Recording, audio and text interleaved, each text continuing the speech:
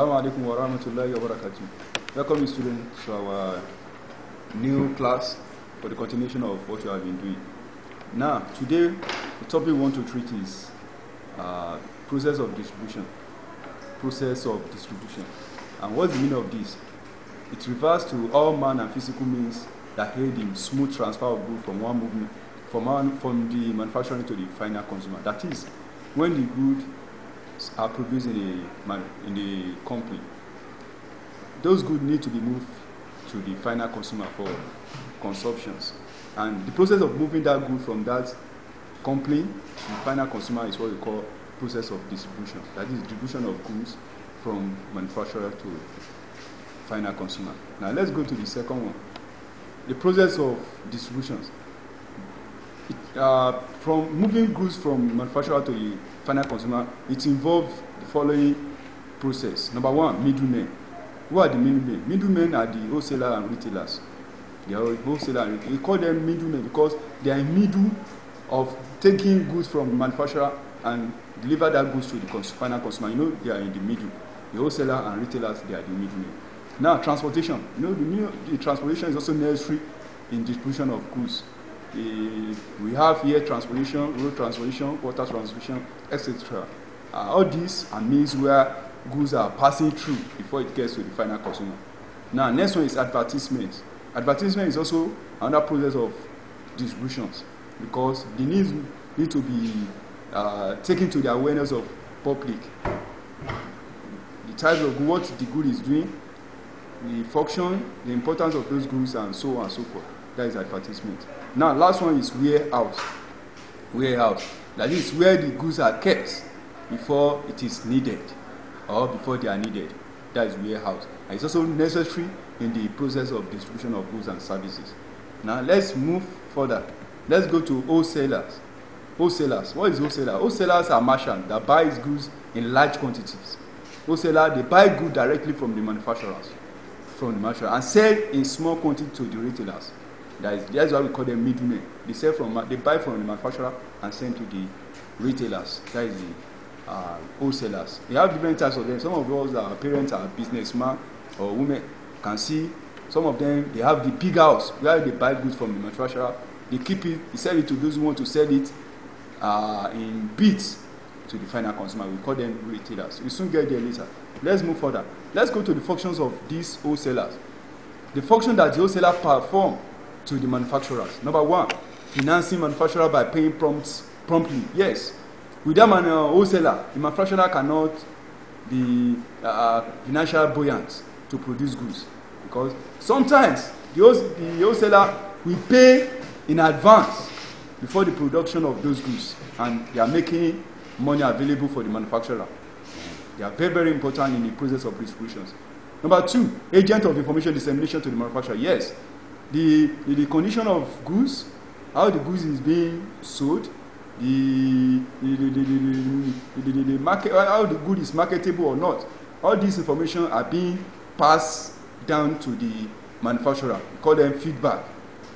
Wholesaler are the one that give manufacturer feedback on how to improve on the product they sell to the consumers. Number three, provision of warehouse to the manufacturer. Yes, most of the manufacturers, they don't have warehouse. It's only wholesaler that they buy those goods and keep them in their warehouse. By doing that, they are providing warehouse facilities for the manufacturers. Now, let's go to the last one. Advertising and promotion of manufacturer goods. Yes, they advertise manufacturer goods. They also promote the goods of the manufacturers. Through sometimes manufacturer may not engage in advertising. It may be the wholesaler that they will advertise those goods on behalf of the manufacturers. Yes. Last one, branding and packaging of goods. Yes, wholesaler, they also engage in branding. They rebranding the goods that are producing. Sometimes the manufacturer will sell the goods in raw to them without any special branding. Wholesaler will brand it and do the packaging. And now let's move to the next, which is functions of wholesaler to retailer. Yes, the one we have just discussed now is the function of wholesaler to the manufacturer. Now, the wholesaler also have function that is performed to the retailers. Now, let's look at number one of it. Provision of variety of goods to the retailer. Yes. Manufacturer make variety of goods available to the retailers. Yes. You know, retailers, they are not unable to get to the manufacturer. It is wholesaler that will go to the manufacturer. They buy goods in different varieties and they will sell it directly to retailers. 2, granting of credit facilities to the retailer. Yes. I can see that wholesaler, they are very rich. They are providing finance to the manufacturer. At the same time, they also provide finance to the retailers. Sometimes they sell in credits to the retailers. The retailer, after he has sold the goods, now come and repay them back. And it's part of what they are doing for them. Another one is making goods available in unit. Yes. Wholesaler make goods available in unit for the retailers. The next one is risk bearing on behalf of the retailer. Yes. Wholesaler bear risks a lot for the retailer sometimes. Sometimes the retailer, the loss that the retailer incur will be passed down or passed across to the wholesalers sometimes. Now let's go to the last one. Bringing retailers and manufacturers together. Yes, wholesaler are the linking agents between manufacturers and the retailers. Yes, they link them together sometimes. And let's go to the next one. Retailer self. Yes, we have been talking about retailers. Who is retailer?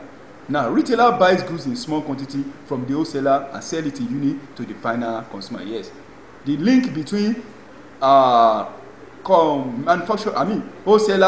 and the final consumer are retailers. The link final consumer with the wholesalers. Yes. Example. Let me give you some of the examples. Street vendors. Those are those mama that sell goods in our streets. They are retailers. The hawking, those who take goods, the Igbo boys that take from one street to another street, they are hawkers. They are also retailers. Market traders, those at market that you buy pomo, rice, and so on and so forth from them, they are all retailers. Now let's move further. Now let's look at the functions of these retailers. Function of retailer. Let's move to number 1. Selling in unit to the final consumer. Retailer sells in unit to the final consumer. Yes. You know, when you get to the vendors, the street vendors, if you want to buy one tin of milk, you'll be able to get it from them. That's why they sell in unit to the final consumer. Now, sometimes you may not have enough money to buy that in pack, or in dozen, or in crate, or in carton. You don't need the pieces. Retailer will assist you to get that in pieces. 2, providing after sales services. Yes, they provide after sales services to the final consumer. Yes, you know, sometimes the information about the goods and so on and so forth, they pass it to the final consumer. 3, providing credit facility to the consumer. Yes, some of us, when you don't have money, you can go to a retailer in your street, say that, please mama, sell this thing for me in credit. Well, that services retailer also render it to the final consumers. Mostly during the period of this COVID-19 pandemic, you see, some of us, we buy in credits from our retailers in our streets. Yes. Next is stocking different varieties of goods. Yes. When you get to your retailer, you can buy different types of goods from them. You buy Milo, you buy spaghetti, you buy rice, you buy beans, you buy gari, and so on and so forth. Different types of goods. That is one of the functions of retailer. Lastly, provide door-to-door service. Yes, sometimes the retailer will take the good from his warehouse or from his shop or store and take it to your doorstep. They also provide those services. Now let's go to the next. The problems of middlemen in the channel of distribution. Yes, you have a lot of problems that middlemen cause in the channel of distribution. Number 1, they delay distribution of goods. Yes, middlemen, the wholesaler and retailers, they delay sometimes the distribution of goods and services, and they have their aims of doing that. Sometimes to cause artificial increase in price. 2, they create artificial scarcity through hoarding. Yes, they hoard goods sometimes. They hoard goods. Go to my yard. Maybe they have had information about the future increase in the price of those goods. They will now hoard the good. They will not sell it to you. and so the price will increase eventually. They also do that, and that is part of their problem they cause. Number 3, they fluctuate prices of goods and services. Yes, they don't make the price of goods stable, and it also affects the economy. Last one, they create disguised unemployment. Yes, they create disguised unemployment. Throughout their activities, sometimes people will not be employed. And now let's go to next one. Now, reason for sometimes for bypassing of middlemen. Sometimes the manufacturer, they need to bypass middlemen. They will sell directly to the consumers. What are the reasons? Number 1, for the manufacturer to increase their profit. Yes, sometimes when the manufacturer want to increase their profit, they will sell directly to the final consumers. You see them sometimes, they will do some promo, they sell direct to you. The manufacturer will bring those goods from their company down to the marketplace. Number 2, no availability of warehouse. Maybe a situation where the wholesalers or retailers, they don't have a warehouse to keep those goods. Manufacturer may decide that they need to sell it directly to the final consumer. 3, to avoid consumer to buy goods at cheaper price. Yes, they want to avoid you to buy goods at cheaper price.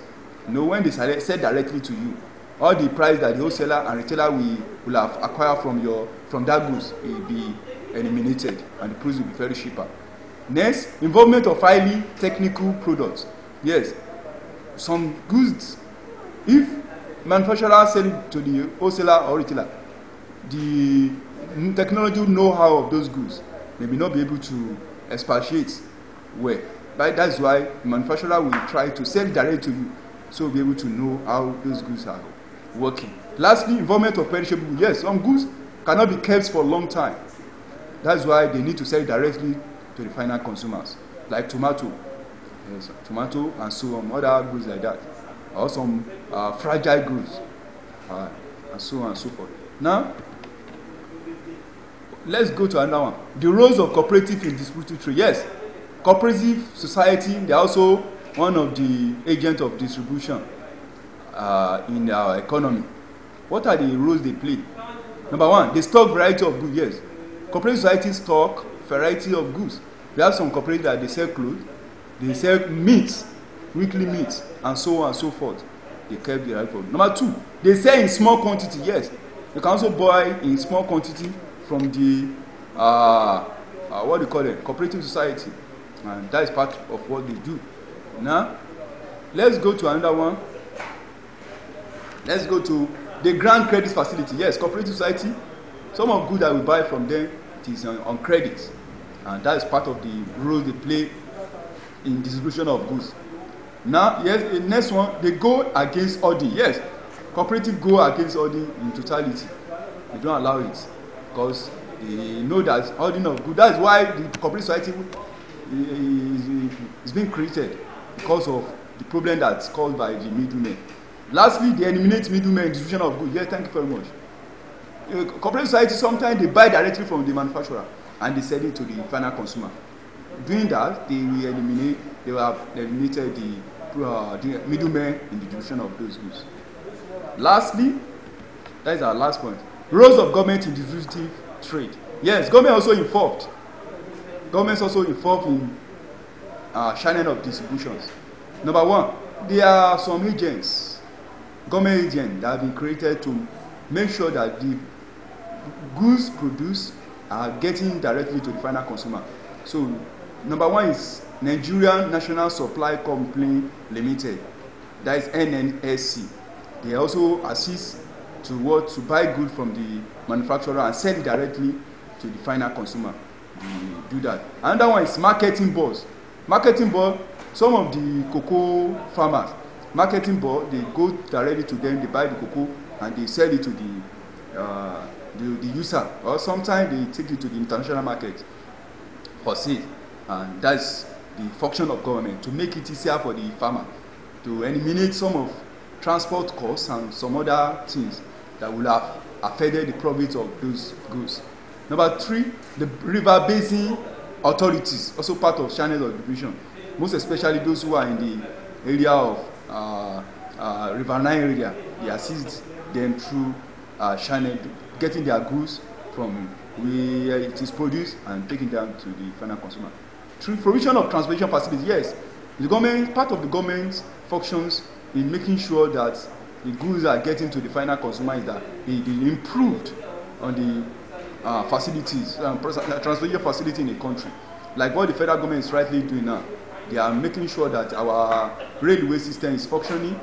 Road, they are fixing some road in Nigeria now, and some more, like Lagos-Ibadan Expressway, Lagos-Ibadan Railway track that they are fast tracking now, right now. Those things are part of what the government is doing. Another one is provision of storage facility.